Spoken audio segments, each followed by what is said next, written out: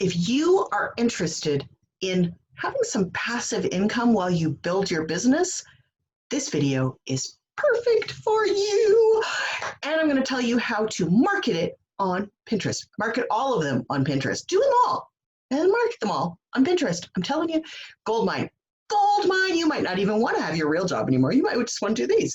Okay, so I have a lot to talk about. I actually have a list. I know I never say I have a list, but this one I had a list because I was worried that I might miss one or two of them, and I really didn't want to do that. So let's dive in. In case you don't know, I am Cherise Marie. I am your priestess of Pinterest.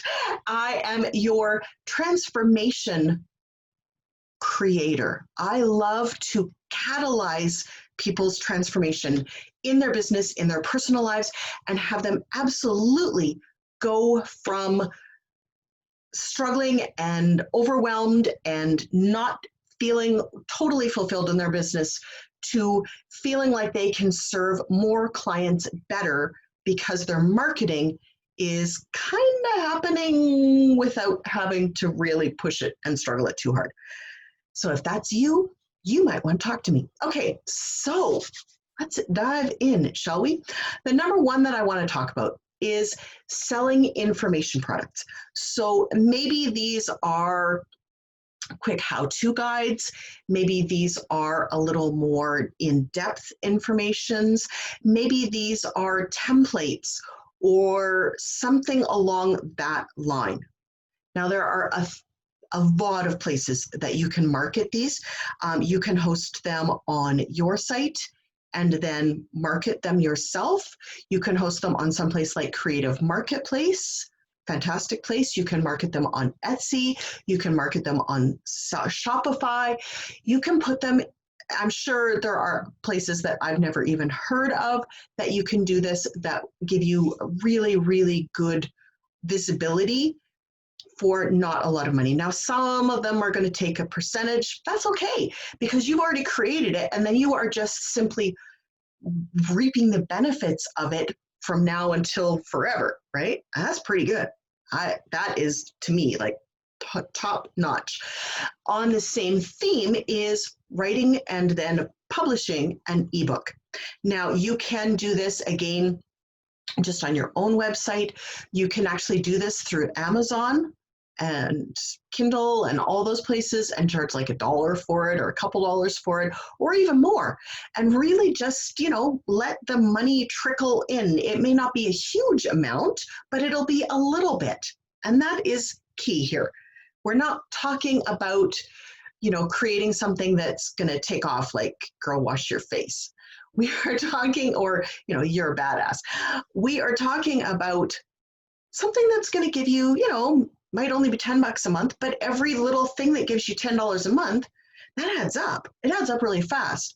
So consider, doing 3 or 4 of these things. And before you know it, if one of them takes off, then you're really starting to make some cash with it.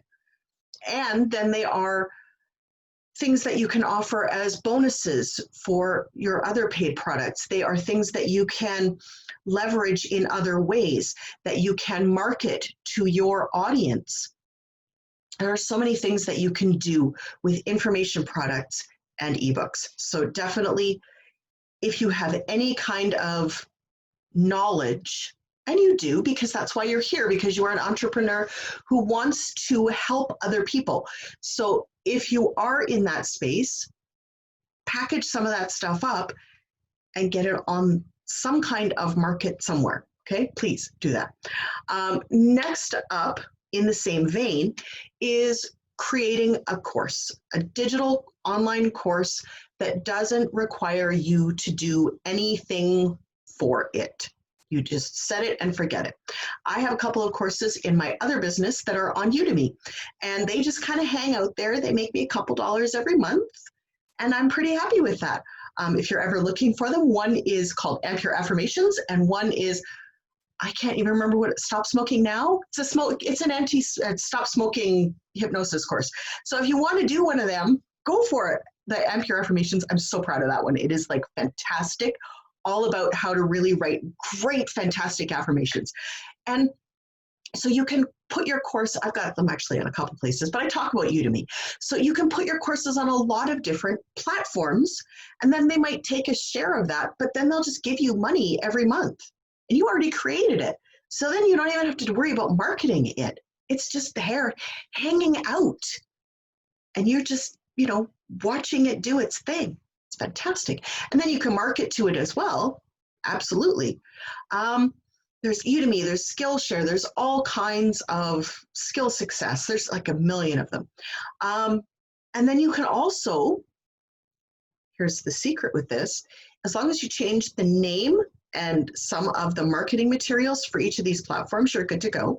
And then if you do it for yourself as well, you can have that same course be on 4, 5, 6 platforms, plus in your own personal library of courses as well. So then you're offering digital products, an ebook, and a course, or a couple of courses. Look, you see how this can really add up really quickly? And these are all related to your main thing that you talk about, hopefully. And as you're doing that, you are also, having people find you and learn more about you. And they're like, damn, this woman really knows what she's talking about. She's got all these different things that are lower priced entry points for me to get into working with her. I want more. I want more. This is how people fall in love with you, and how they discover that they really can't live without finding out more about you, without working with you, without being in your energy. That's really what it's key. So now we're going to talk about YouTube, because we're here on YouTube and you're like, I don't know about you starting a YouTube channel. Trust me, it's not as scary as you might think. Those first 100 subscribers, what am I at now? Like 35, 36 subscribers. Those first 100 subscribers do take some time, depending on your niche. But once you hit that first 100, if you keep going with it, it really can be easy to really hit that 1,000 subscribers and 4,000 hours of watch time in a year.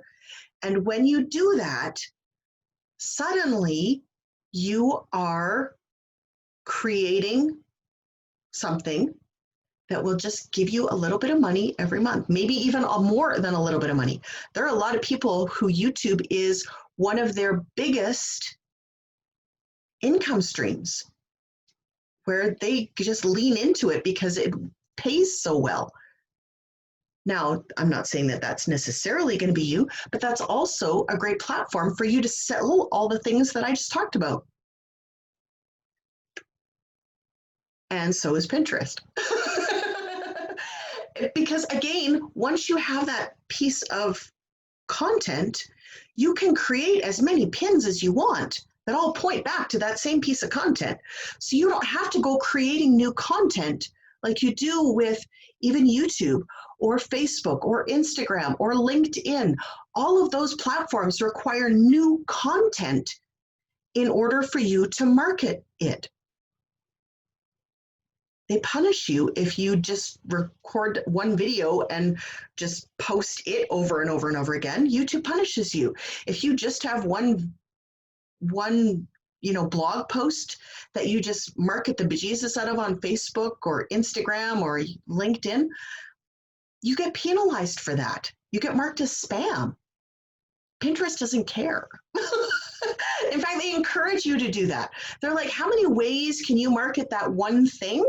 Because one of them might be the thing that all of your followers really, really fall in love with, and that new people fall in love with, and that we can then really go together and create a viral moment. And that's their goal, is to have you create enough content that you are finding something that for them, they consider a home run because it is a big hit.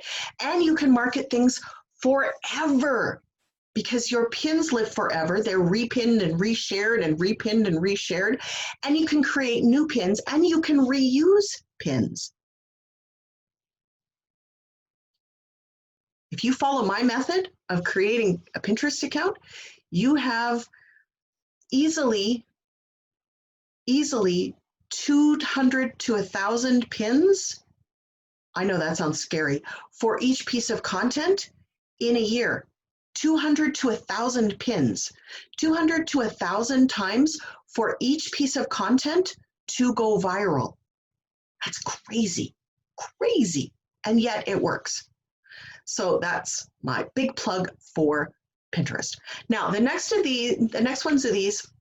one is, I should have talked about this before I got the plug for Pinterest in, but it is affiliate marketing. Again, Pinterest doesn't care where your pins point to, as long as you want them to go there. So you can absolutely be a really good affiliate marketer on Pinterest. You can market really anything and really do it quite a decent income from it, which is fantastic. So if you are an affiliate marketer and you're like, I don't know where to market all of this stuff. I'm struggling with that. I signed up for all of these programs, but I'm not sure, like I don't have a really big audience. I don't know how to find people. Pinterest, again, 200 to 1,000 pins in a year, all pointing back, all being reshared and liked and commented on and clicked on, because the clicks are the really important thing. Let's be honest here. Pinterest, it's nice that you get the reshares. It's nice that people look at them. But at the end of the day, with Pinterest, you just want the clicks. At least I do anyways. I like the other stuff, but I really just want the clicks. So affiliate marketing, another fantastic way to absolutely, take advantage of both the fact that you are doing something that's a little bit passive because you didn't have to create it, and Pinterest. Fantastic. Marriage made in heaven. Starting a blog, another really great thing. A lot of bloggers, a lot of them are using Pinterest for almost all of their traffic. And there's a reason for that. If you are writing stuff that is really, really good, and you are, really dialed into your niche and you really know your topic, Pinterest is a fantastic place to find your people and send them over to your blogs. Fantastic way to do that. I don't know why, but it just is. If you are thinking about writing a blog, I encourage you to go check out Income School here on YouTube. They have a really fantastic YouTube channel all about how to get started with blogging. They teach you kind of they have a program called Project 24, which I'm not a member of, but they teach you how to start your blog and really make it an absolute, gangbusters going somewhere. I'm going to put a link up here somewhere to them, just because I'm a nice person. I'm not getting anything from it. I don't have an affiliate with them or anything. They don't even know I'm doing this, but here is my little thing. So yes, if you want to start a blog, go check them out, and then, talk to me about marketing it on Pinterest, because that's my specialty.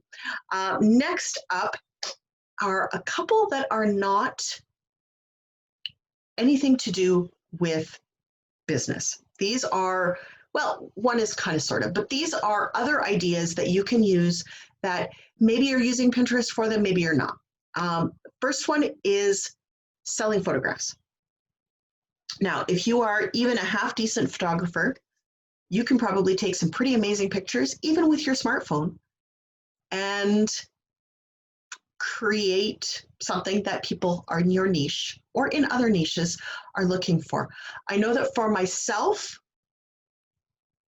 pictures of middle-aged women doing anything with any kind of style or grace or confidence or security or prettiness, not them, but the picture being pretty, those are hard to come by. Those are hard to come by in the free anythings, and they are especially even hard to come by in paid anythings. It is difficult to find pictures of middle-aged, happy, confident, healthy women doing anything at all.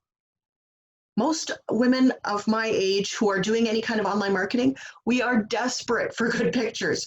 So if you are able to take good pictures of people, take good pictures of people who are middle-aged women doing things, and you will sell them like hotcakes, especially if you package them. So there are a billion places that you can post your photography pictures, and some are paid, some are free. I'm not an expert in that by any stretch of the imagination, so I'm not going to even say who to go through any of that stuff, but do a little research, see if you can go find a couple places to publish your photos and get some royalties from that. And again, another fantastic thing, a little trickier, you could market that on Pinterest. It would be a little bit tricky to make sure that you weren't just giving away the farm, but you could definitely give them one picture and then say, if you want more, I have this package over here, and people would click on that all day long, every day, because we are all desperately looking for pictures of mature women who are not 17-year-old Twinkies, who are doing important, fun things. So just a small tip. Just a mini rant, I guess. Next up, my last on the list. No, I got two left. Number one is, if you're really cash strapped, rent a room in your house. I have done this. It has been kind of a mixed bag for me, but if you follow your energy, it works out fairly well. Just, if you are not territorial about your space particularly, you might even find that you really enjoy having someone else there. I know that for myself, I quite like when I have a roommate. I work from home. I am alone a lot. And having someone else there is really helpful for me in order to really feel like I am part of the community and not just here in this room behind the laptop, especially during COVID times, because holy crumbleberries. Aren't we all struggling with this right now? I know I am. Last but not least, reward apps. Now, I know down in the States, you guys have a ton of reward apps that you can use, which are fantastic. Here in Canada, there are fewer, but there are some that are pretty good. So, and they're more and more as time goes on, because everybody's kind of jumping on the bandwagon. And you can get, it's not going to be a huge amount, but you can get, depending on how big your family is and how much money you spend, anywhere from, 50 or $100 a year up. Well, that's pretty good. I'd do that. I do that, actually. So definitely, give that an option, or keep that in the back of your mind as an option. It takes like 30 seconds. You just take a picture of the receipt and then you're done. And that's so simple, right? So simple. Okay, so that's all I've got for you. I hope that this list has been kind of eye-opening for you, and that you went, ooh, yeah, I can do all of these things.